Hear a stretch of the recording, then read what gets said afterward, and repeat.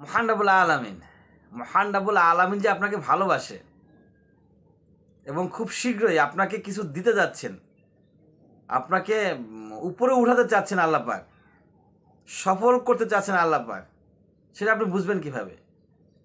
আমরা আজকে আলোচনা করব একবারে নিতান্ত সংক্ষেপে 8টি বিষয় নিয়ে আলোচনা করব। এই 8টি গুণ যদি আপনার ভিতরে থাকে তাহলে বুঝতে হবে যে আল্লাহ পাক খুব শীঘ্রই আপনাকে ভালো কিছু দান করবেন। নাম্বার 1, 1 নাম্বার হচ্ছে নরম ব্যবহার। আপনার ব্যবহারটা কীরকম, নরম কিনা?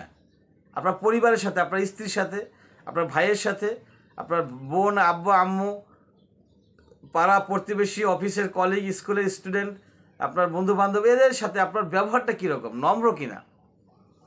আপনি নরম ভাষায় কথা বলেন কিনা, নাকি আপনি কর্কশ সুরে কথা বলেন? যদি নরম সুরে কথা বলেন, আপনার ভিতরে রাগ খুব কম আসে, আপনি রাগান্বিত না হয়ে যান অল্পতেই, তাহলে বুঝতে হবে আল্লাহ পাক আপনাকে ভালোবাসে। আর সেজন্য আপনার হৃদয়টাকে আল্লাহ পাক সফট, নরম করে দিয়েছেন। নাম্বার 2 নাম্বার, ইমান ও দিনদার। ইমান ও দিনদারি, আপনার ভিতরে ইমান কতটুকু আছে, আপনি আল্লাহকে কতটুকু বিশ্বাস করেন যে আল্লাহ যে সব কিছুর মালিক, আল্লাহ যে আমার দেয়ানেওয়ালা, আল্লাহ যে করনেওয়ালা, সে বিশ্বাস আপনার ভিতরে কতটুকু আছে? এবং আপনি দিনদারি কতটুকু, নামাজ কতটুকু আপনি পড়েন প্রতিদিন, দান সদকা আপনি কতটুকু নিয়মিত করতেছেন, এবং রোজা আসতে সামনে, মাঝে মধ্যে আমাদের সাপ্তাহিক রোজা রাখতে হয় সুন্নাহ। এই যে দিনের কাজগুলো, সালাম দেওয়া মানুষকে দেখলে, জিকির করা, এই কাজগুলো আপনি কতটুকু করতেছেন, তার উপর নির্ভর করে আল্লাহ পাকের ভালোবাসা এবং আল্লাহ পাক আপনাকে কি দিবে, কতটুকু দিবে। তাহলে ভেবে দেখুন আপনার ভিতরে দিনদারি কতটুকু আছে, কতটুকু ইমান আছে, আপনি নিজেই এটা বিচার বিশ্লেষণ করুন। 3 নাম্বার,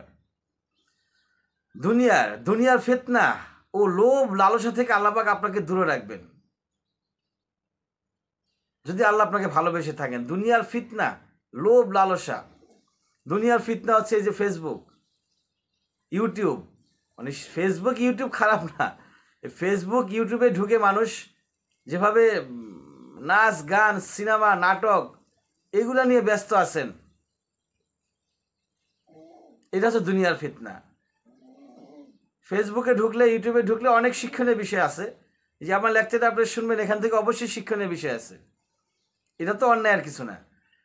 কিন্তু যখন আপনি নাচানাচি দেখবেন, গান দেখবেন, উলঙ্গ ছবি দেখবেন, এটা তো অবশ্যই দুনিয়ার ফিতনা। এই ফিতনা থেকে যদি আপনি দূরে থাকেন, যে আপনি এগুলোর ভিতরে আকৃষ্ট না, তাহলে বুঝতে হবে আল্লাহ আপনাকে ভালোবাসে। এবং দুনিয়ার লোভ, টাকা থাকতে হবে, টাকা অবশ্যই থাকতে হবে, তো সেটা লোভ না, টাকা থাকাটা লোভ না। টাকা আপনার কাছে হিউজ পরিমাণ টাকার আপনি মালিক হইতে হবে, এবং আপনি আসেন এবং সেটা আপনি খরচ করতেছেন হিউজভাবে, সেটা লোভ না। কিন্তু যখন আপনার কাছে টাকা আসবে, বাট সেই টাকাটা আপনি খরচ করবেন না, আরও কিভাবে টাকা বাড়ানো যায় সে ধান্দায় থাকবেন, সেটা হচ্ছে লোভ।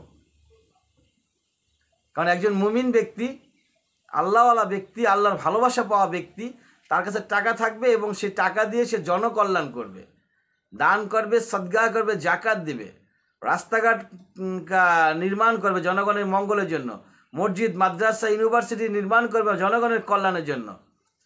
তাহলে টাকা থাকতে হবে, টাকা থাকাটা লোভ না, কিন্তু টাকাটাকে জমিয়ে রেখে কিভাবে আরও ডেভেলপ করা যায়। 10 টাকার মালিক, 10 লক্ষ টাকার মালিক, আমি কিভাবে 20 লক্ষ টাকার মালিক হতে পারি, সারাক্ষণ সেই ধান্দায় নিজেকে নিয়োজিত রাখা, এটা হচ্ছে লোভ। তারপর 4 নাম্বার হচ্ছে বিপদ। মহান রব্বুল আলামিন আপনাকে বিপদ দিবে, আমরা সংক্ষেপে বলে ফেলি, বিপদ দিবে, বিভিন্ন ধরনের বিপদ দিয়ে আপনাকে পরীক্ষা করবে যে আপনি আল্লাহর কাছ থেকে দূরে সরে যাচ্ছেন কিনা। এ ধরনের বিপদ যদি আপনার আসে, তাহলে বুঝতে হবে আল্লাহ আপনাকে ভালোবাসে। 5 নাম্বার হচ্ছে জনকল্যাণে নিজেকে নিয়োজিত রাখা। আপনি কতটুকু জনকল্যাণে নিজেকে নিয়োজিত রাখছেন, যেটা একটু আগেই বলছিলাম যে টাকা থাকতে হবে, টাকা থাকলে আপনি জনকল্যাণে নিয়োজিত করতে পারবেন নিজেকে। যত বেশি জনকল্যাণ করবেন, আল্লাহ আপনার তত বেশি কল্যাণ করবেন। 6 নাম্বার হচ্ছে ভালো মানুষের সান্নিধ্য লাভ করা, যে আপনার যে আশেপাশের লোকগুলো ওরা ভালো মানুষ কিনা, সেটা আপনাকে যাচাই বাছাই করতে হবে।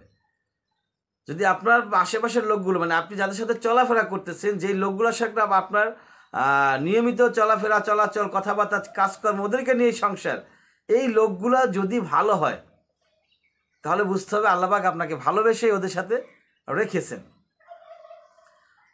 7 নাম্বার, ফরজ সালাত আদায় করা, ফরজ কাজগুলো আদায় করা, ওয়াজিব নফল কাজগুলো আদায় করা, মানে সরাসরি নামাজ পড়া এবং নামাজের সম্পর্কিত আরও যে ফরজ, মহিলা হলে পর্দা করা ফরজ, পর পুরুষ থেকে দূরে থাকা, পর নারী থেকে দূরে থাকা ফরজ, এই কাজগুলোর সাথে আপনি কতটুকু লিপ্ত আছেন বা আপনার দ্বারা এই কাজগুলো হচ্ছে কি না।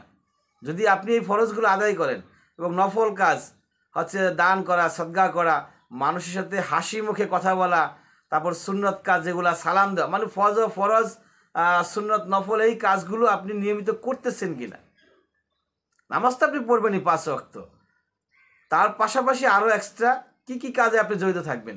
যদি বেশি বেশি ইবাদতের সাথে জড়িত থাকেন তাহলে বুঝতে হবে আল্লাহ আপনাকে ভালোবাসে বলেই আল্লাহ আপনাকে এই কাজগুলো আপনাকে দিয়ে করাচ্ছেন।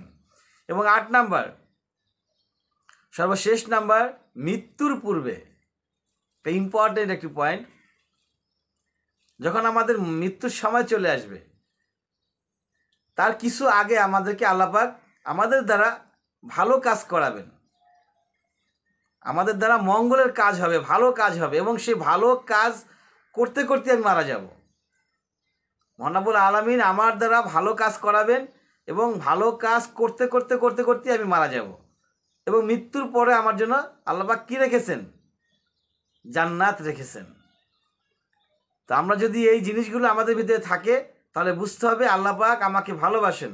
আর যদি আল্লাহর ভালোবাসা আমি পেয়ে যাই ইনশাআল্লাহ তাহলে আশা করা যায় আল্লাহ পাকের যে সুখের জায়গা জান্নাত, সে জান্নাতও আল্লাহ পাক আমাকে দান করবেন। ওয়া আখির দাওয়ানা আলহামদুলিল্লাহি রাব্বিল আলামিন।